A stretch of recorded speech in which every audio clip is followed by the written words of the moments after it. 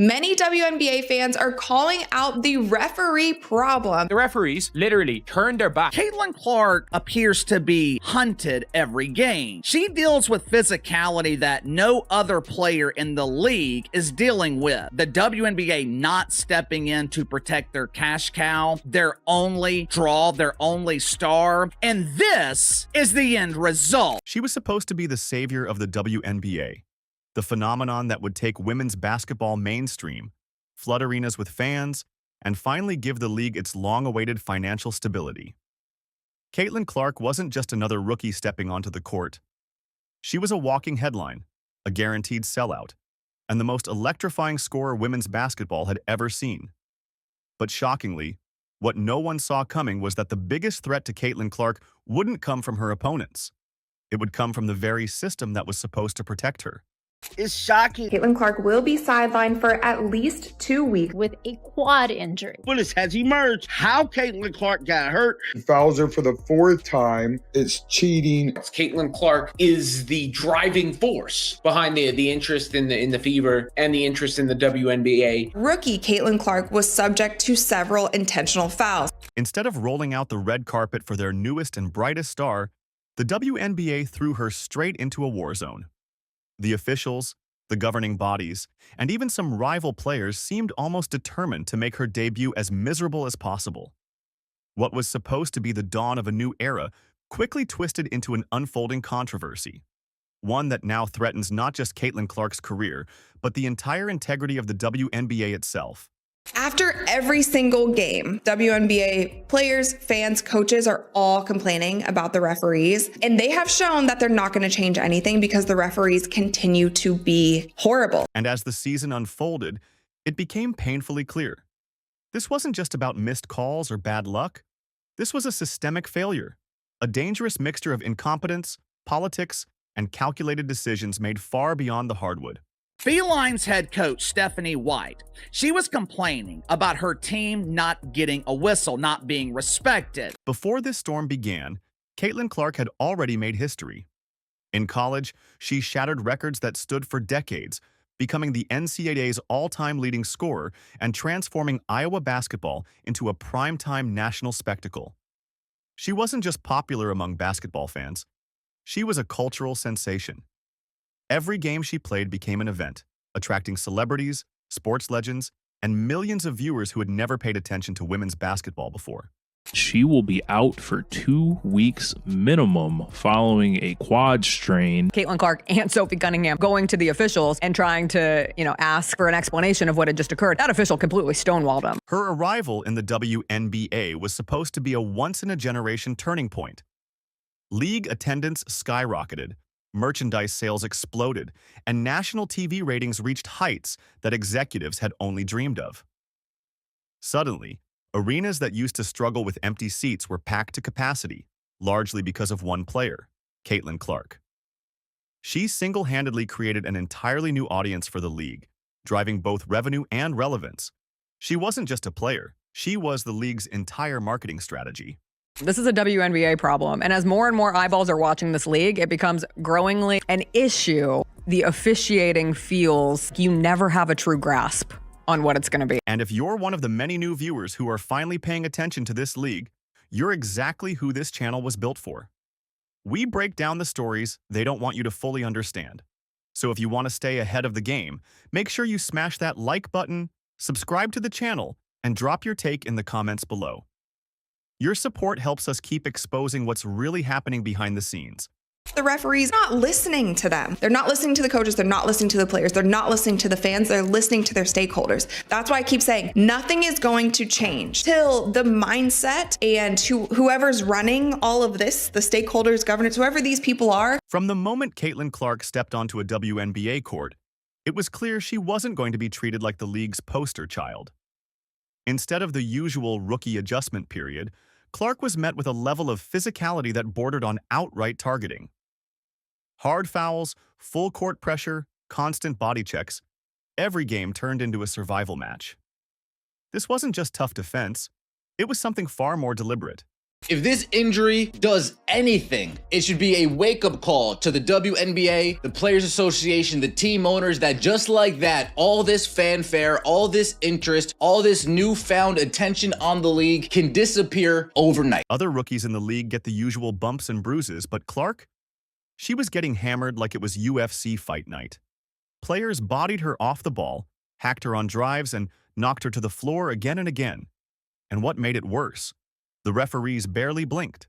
Whistles stayed silent. Obvious fouls were ignored repeatedly, as if the officials had collectively decided that protecting Caitlin Clark simply wasn't their concern. Caitlin Clark is being roughed up, but the physical wear and tear on Caitlin Clark, I'm not surprised that 2 weeks into the season, she's already got an injury. This wasn't an isolated occurrence. Game after game, the same pattern played out. Missed calls, late whistles, or no whistles at all. The league's brightest star was forced to absorb a level of punishment that would have sparked immediate ejections in the NBA. And yet, Clark had to keep getting up, game after game, with little to no support from the very officials tasked with ensuring fairness. 2024 was a year of unprecedented growth in viewership in the WNBA, a substantial amount of which can be attributed to Caitlin Clark, who took the basketball world by storm after an all-time college career. Who had appeared in 185 consecutive games between her career at Iowa and her time with the Indiana Fever. 139 games with the Iowa Hawkeyes. She never missed one. As the controversy heated up, fans and analysts started asking the obvious question: how did officiating get this bad? The disturbing answer quickly came into focus.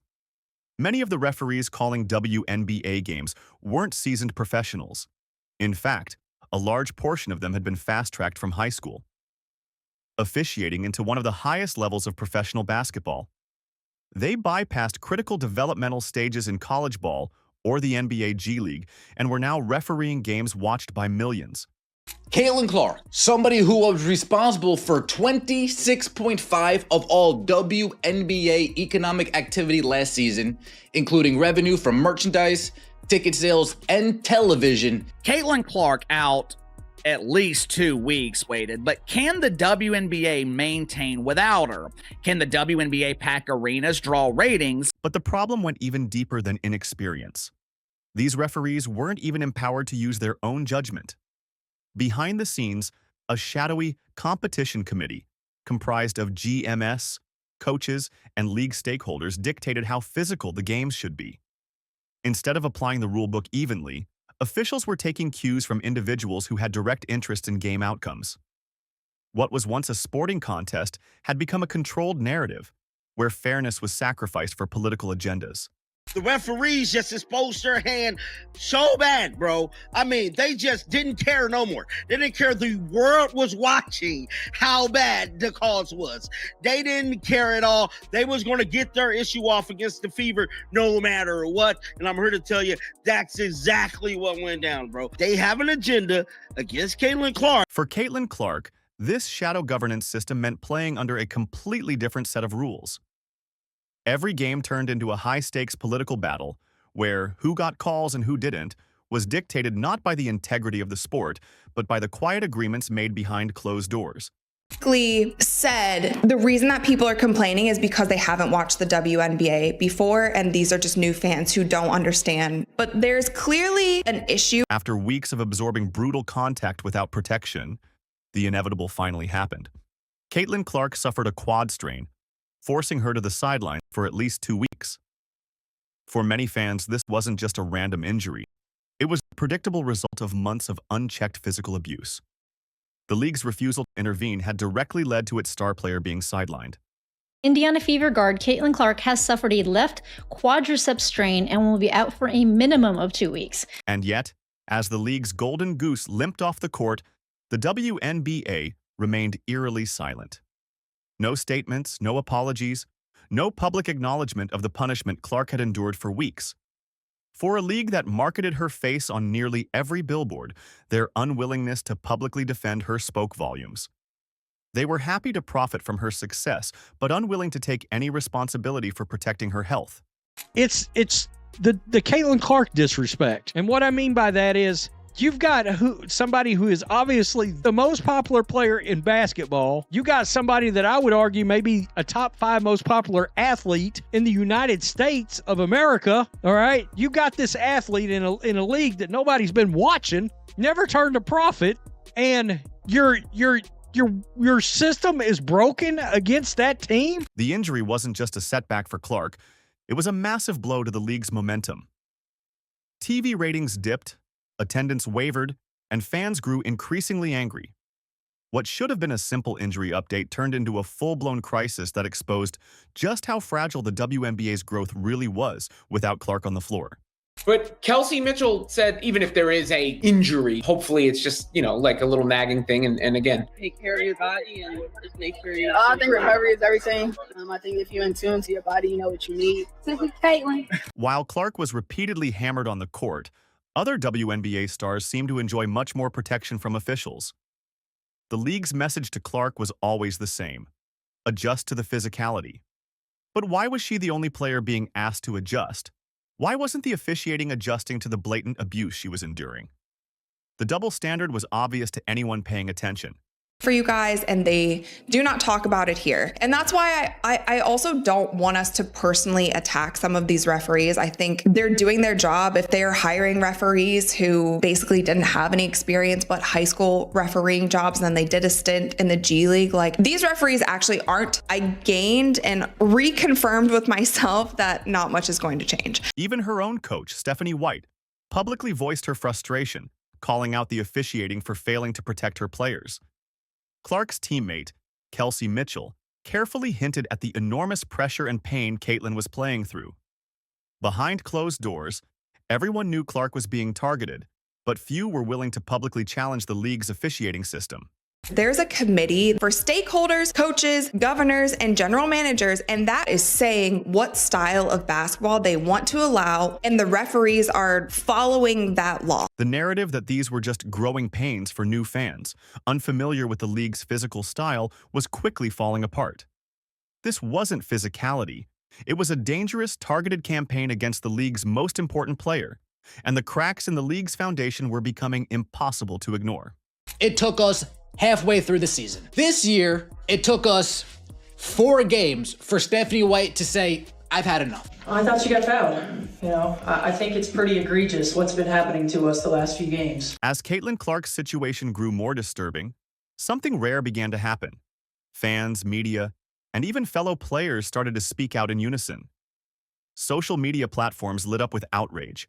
Viral clips circulated endlessly, replaying every uncalled foul, every brutal hit, and every moment the officials stood frozen as Clark was thrown to the ground. This wasn't just a few angry fans venting. It was a full-blown movement.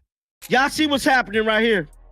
That is a WNBA referee turning his back to Caitlin Clark and the Fever. Oh my God. I mean, he literally got his back turned, ignoring Caitlin. I mean, this is bad. Other players, like Brittany Griner, couldn't stay silent anymore. In the middle of live interviews, Griner openly called out the referees, interrupting national broadcasts to voice frustrations that had simmered for weeks. Coaches across the league began addressing the officiating crisis in post-game press conferences, describing the treatment of players like Clark as flat-out disrespectful. Even longtime WNBA analysts started to peel back the layers of what many now saw as institutional bias infecting the league's core. I thought she got fouled. I think it's pretty egregious what's been happening to us the last few games. And I might be able to understand it if we were just chucking threes. And the disrespect right now for our team has been pretty unbelievable. So it's disappointing. And as the noise grew louder, legal whispers started surfacing. Lawsuit rumors, potential grievances from the Players Association, and increasing calls for league leadership to step down filled sports talk shows and podcasts. What began as a few missed whistles had morphed into a scandal that threatened to drag the entire WNBA leadership into the public spotlight. And not in the way they had hoped when Clark first entered the league. Only draw in your league, the only player capable of selling tickets, is potentially out for an extended period of time. What the hell are you gonna do now? But as public outrage intensified, a darker theory began gaining traction. What if this wasn't just bad officiating? What if this was intentional? Caitlin Clark didn't just bring viewers, She brought disruption. Her arrival shifted the league's balance of power, drawing attention, money, and influence away from the long-established figures who had controlled the WNBA for years. In that situation. And I understand the frustration that I think comes the most with officiating is the inconsistencies of officiating. But listen, this is not unique to the WNBA. Behind the scenes, stakeholders who had carefully curated the league's direction now faced losing their grip. Clark's rapid rise represented a threat to old hierarchies, both on the court and in boardrooms. The committee controlling officiating wasn't just concerned about foul calls. They were managing narratives, outcomes, and league perception. And Clark's dominance didn't fit neatly into their vision. All right, when that foul took place, CBS said she's got a challenge left. Well, it didn't matter. She couldn't use it. Stephanie White could not challenge that foul call on Lexi Hull, the one that led to the game-winning free throws from Sabrina Ionescu, because she didn't have a timeout. You need a full timeout, not a reset timeout, to initiate the challenge. Now, my issue with that is it would have been nice if the CBS announcers hadn't even brought up the challenge. Her up-tempo play style clashed with the slower, more physical, grinded-out brand of basketball that many longtime coaches and executives favored. The result? She faced an uphill battle against not only defenders on the court, but against unseen hands pulling strings far beyond game time. The league had a choice. Let her flourish and risk shifting the league's identity, or contain her dominance and maintain the status quo. There's clearly a problem if it's not just one team. Also, by the way, it's not just the Indiana Fever. I know it's been the biggest story this week. Brittany Griner left a sideline interview to go yell at the refs. The WNBA had been gifted something few leagues ever receive, a generational talent with the power to transform the sport overnight. But instead of embracing the opportunity, they allowed outdated politics and backroom decision-making to jeopardize it all. The silence from league officials after Clark's injury was deafening, sending a chilling message to every young star watching. Even if you carry the league on your back, you may still be left unprotected. I did notice in the Liberty game, Caitlin Clark's shots were all very short. So it was showing that she wasn't like getting off and she was having a difficult time making those threes, and a lot of explosiveness from those 3-point shots does come from your legs. And the risks for the league couldn't be higher. Already, viewership started dipping the moment Clark was sidelined. Merchandise sales cooled. Casual fans, the very ones the league had aggressively marketed to, began questioning whether they wanted to invest emotionally in a league that couldn't protect its stars. If this continues, it won't just be a Caitlin Clark problem.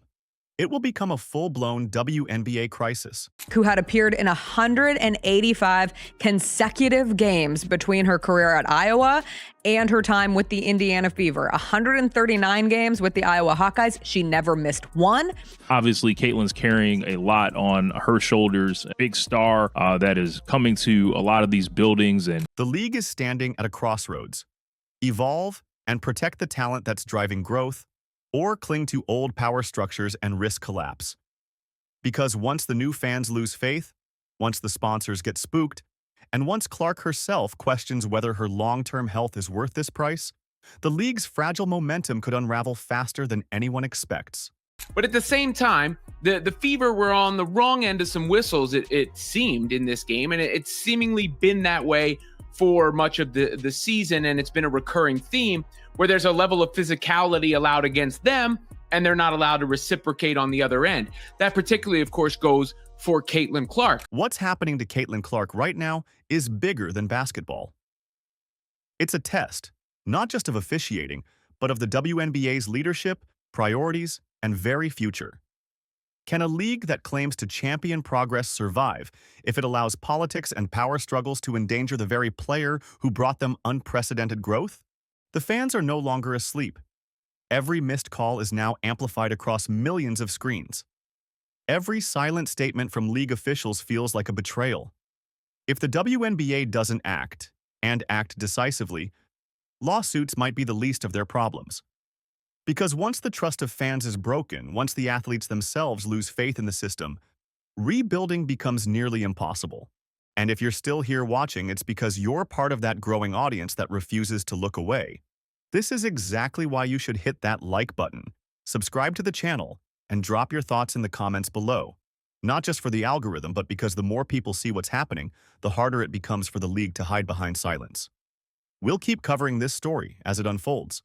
And trust me, it's far from over.